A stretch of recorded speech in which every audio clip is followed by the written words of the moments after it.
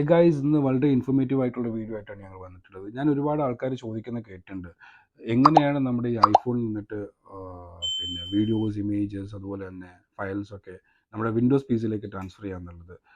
നിലവിലിപ്പോൾ മിക്കുള്ള ആൾക്കാർക്കും അറിയാവുന്ന ഐട്യൂൺസ് മാത്രമാണ്. ഐട്യൂൺസിന് മാത്രമേ ഇങ്ങനെ ഒരു ഫീച്ചർ ഉള്ളൂ, ഇങ്ങനെ ചെയ്യാൻ പറ്റുള്ളൂ എന്നൊക്കെയാണ്. പക്ഷെ അങ്ങനെയല്ല, വേറൊരു ആപ്പ് കൂടിയുണ്ട്. വേറെ ഒരുപാട് ആപ്പുകളുണ്ട്, പക്ഷെ അതിൽ ഏറ്റവും സിമ്പിളായിട്ടും നമുക്ക് യൂസർ ഫ്രണ്ട്ലി ആയിട്ടുള്ളൊരു ആപ്പ് ഉണ്ട്. അപ്പോൾ അത് ഞാൻ നിങ്ങൾക്ക് പരിചയപ്പെടുത്തി തരാം. അതിന് മുമ്പായിട്ട് നിങ്ങൾ തീർച്ചയായിട്ടും നമ്മുടെ ഈ ചാനൽ സബ്സ്ക്രൈബ് ചെയ്യുക. കൂടുതൽ ഇൻഫോർമേറ്റീവ് ആയിട്ടുള്ള ടെക് വീഡിയോസ് ഒക്കെ ഞങ്ങൾ കൊണ്ടുവരുന്നതാണ്. So let's check out the video. ആദ്യം നമ്മൾ ക്രോം ഓപ്പൺ ആക്കുക. ക്രോം ഓപ്പൺ ആക്കിയതിനു ശേഷം 3U tools for P C എന്ന് സെർച്ച് ചെയ്യുക. അപ്പോൾ 3U ടൂൾസ് പി സി എന്ന് സെർച്ച് ചെയ്യുമ്പോൾ തന്നെ രണ്ട് ഓപ്ഷൻസ് വരുന്നതാണ്. അതിൽ ഒന്ന് ഡൗൺലോഡ് ഫോർ വിൻഡോസ്, അതുപോലെ ഡൗൺലോഡ് ഫോർ iOS. ഇപ്പോൾ നമ്മൾ വിൻഡോസ് യൂസ് ചെയ്യുന്നൊരു വ്യക്തിയാണെന്നുണ്ടെങ്കിൽ നമുക്ക് തീർച്ചയായിട്ടും ഡൗൺലോഡ് ഫോർ വിൻഡോസ് ഇൻസ്റ്റാൾ ചെയ്യുക. ഡൗൺലോഡ് ക്ലിക്ക് ചെയ്ത് കഴിഞ്ഞാൽ നമുക്കിവിടെ ഡൗൺലോഡ്സിൻ്റെ ഒരു ആരോ മാർക്ക് കാണിക്കുന്നുണ്ട്. അപ്പോൾ അവിടെ പോയി കഴിഞ്ഞാൽ നമുക്ക് ആ ഡൗൺലോഡ് ചെയ്തേക്കുന്ന ഫയൽ കാണാൻ കഴിയും. അതിൽ നിന്ന് ഓപ്പൺ ഫോൾഡർ ചെയ്യുക. ഓപ്പൺ ഫോൾഡർ ചെയ്തതിന് ശേഷം റൺ ആസ് അഡ്മിനിസ്ട്രേറ്റർ, നമുക്ക് ആ ഒരു ഡൗൺലോഡ് ചെയ്ത ആ ഫയലിനെ നമുക്ക് റൈറ്റ് ക്ലിക്ക് ചെയ്തിട്ട് റൺ ആസ് അഡ്മിനിസ്ട്രേറ്റർ എന്നാണ് ഓപ്ഷൻ കൊടുക്കുക. ശേഷം നമുക്ക് ഇവിടെ ഒരു ഓപ്ഷൻ കാണിക്കുന്നുണ്ട്. അപ്പോൾ അതിൽ നമ്മൾ ടിക്ക് മാർക്ക് കൊടുക്കുക. അതിനുശേഷം ഇൻസ്റ്റാൾ ചെയ്യുക. ഇൻസ്റ്റാൾ ചെയ്യുമ്പോൾ അത് ഇൻസ്റ്റാൾ ചെയ്യുന്ന സമയത്ത് ബാക്കി ഫയൽസ് എവിടേക്ക് ഇപ്പോൾ കോപ്പി ആവും എന്നുള്ള കാണിക്കുന്നുണ്ട്.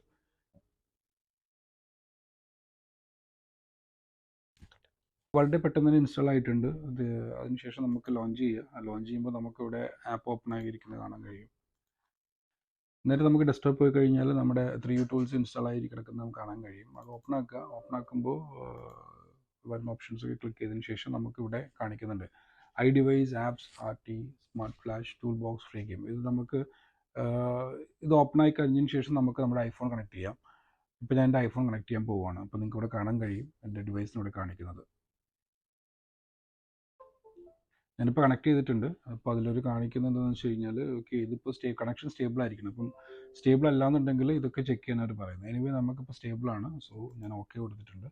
ഇപ്പോൾ എനിക്ക് എൻ്റെ എൻ്റെ ഡിവൈസിൻ്റെ ഡീറ്റെയിൽസ് ഒക്കെ ഇവിടെ കാണിക്കുന്നുണ്ട്. എൻ്റെ പിന്നെ എന്താണ് നമ്മുടെ number, mobile version, software version, അതുപോലെ തന്നെ എല്ലാ ഡീറ്റെയിൽസും, നമുക്ക് എത്ര ബാറ്ററി ചാർജ് ഉണ്ട്, all the details are shown here. അപ്പോൾ എല്ലാ ഡീറ്റെയിൽസും ഇവിടെ കാണിക്കുന്നുണ്ട്. സോ നമുക്ക് ഇനി എന്താണ് ഒരു ലെഫ്റ്റ് സൈഡിൽ നിന്ന് നോക്കിക്കഴിഞ്ഞാൽ നമുക്കിവിടെ info, apps, photos, music, ring tones, videos, books, അങ്ങനെ എല്ലാം കാണിക്കുന്നുണ്ട്. എല്ലാ ഫീച്ചേഴ്സും കാണിക്കുന്നുണ്ട്.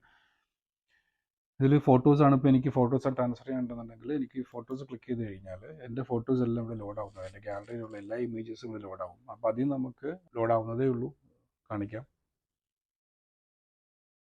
അപ്പോൾ നിങ്ങൾക്കിപ്പോൾ കാണാൻ കഴിയും, ഫോട്ടോസ് ഞാൻ ക്ലിക്ക് ചെയ്യുമ്പോൾ എൻ്റെ മൊബൈലിൽ എന്തൊക്കെ ഫോട്ടോസ് ഉണ്ടോ, എന്തൊക്കെ ഗാലറീസ് ഉണ്ടോ, അതിൽ എത്ര ആൽബംസ് ഉണ്ടോ ഒക്കെ ഇതിൽ കാണിക്കുന്നുണ്ട് കംപ്ലീറ്റ് ആയിട്ട് തന്നെ. ഇപ്പോൾ ഫസ്റ്റ് കാണുന്ന ക്യാമറ റോളിൽ എനിക്ക് ഏകദേശം 29,599 ഫോട്ടോസ് എടുപ്പുണ്ട്. ബാക്കി ഓരോ ഫോൾഡറിലായിട്ട് ഞാൻ അതിനെ ആഡ് ചെയ്തിട്ടുണ്ട്, ഓരോ ആൽബംസ് ആയിട്ട്.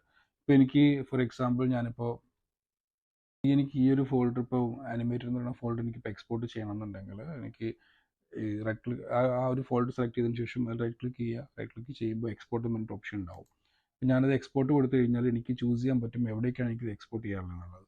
ഞാനിപ്പോൾ എൻ്റെ കമ്പ്യൂട്ടറിൽ ഡെസ്ക്ടോപ്പിൽ തന്നെ എനിക്ക് എക്സ്പോർട്ട് ചെയ്യാം. ഡെസ്ക്ടോപ്പിൽ ഞാനിപ്പോൾ ഒരു മേക്ക് എ ന്യൂ ഫോൾഡർ, ഡെസ്ക്ടോപ്പിൽ ഞാനിപ്പോൾ ഒരു പുതിയൊരു ഫോൾഡർ ക്രിയേറ്റ് ചെയ്തിട്ട് അതിലോട്ട് ചെയ്യണമെന്നുണ്ടെങ്കിൽ അങ്ങനെ ചെയ്യാം. ഇല്ലാന്നുണ്ടെങ്കിൽ ഡെസ്ക്ടോപ്പിൽ തന്നെ എനിക്ക് ഈ ഒരു ഫോൾഡറിന് എക്സ്പോർട്ട് ചെയ്യാൻ പറ്റും. ഞാനിപ്പോൾ എക്സ്പോർട്ട് ചെയ്യാണ് ഡെസ്ക്ടോപ്പിലേക്ക് തന്നെ.